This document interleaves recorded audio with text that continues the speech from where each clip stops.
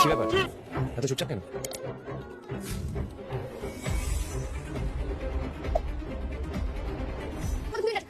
ধারাবাহিকের একটি নতুন প্রোমোতে দেখা যায় যে রানী যখন তার বাচ্চাটিকে কোলে নিয়ে বসেছিল তখন দুর্জয় এসে তাকে হঠাৎ জিজ্ঞেস করে এত চুপচাপ কেন।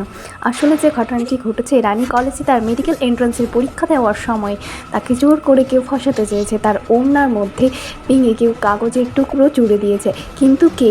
এরপর রানীকে সার্চ করা হলে তার কাছ থেকে সত্যিকারেরই কাগজের টুকরোটি বেরোয় এবং সে বারবার জানায় যে সে নকল করে পরীক্ষা দিতে আসেনি।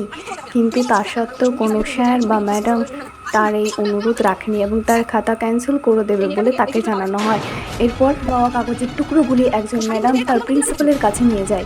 সেখানে সে রানী জানতে পারে যে কেউ একজন প্রথম থেকেই তার প্রিন্সিপালকে ফোন করে জানানো হয়েছিল যে রানীর কাছে নকলের কাগজ রয়েছে এবং এতে রানী তাকে প্রশ্ন জিজ্ঞাসা করে যে কীভাবে ফোন আসতে পারে। তার প্রিন্সিপাল জানায় যে এই প্রশ্নের উত্তর দিতে তারা বাধ্য নয় এবং তার খাতাটি ক্যান্সেল করে দেবে বলে তার রানীকে জানানো হয়।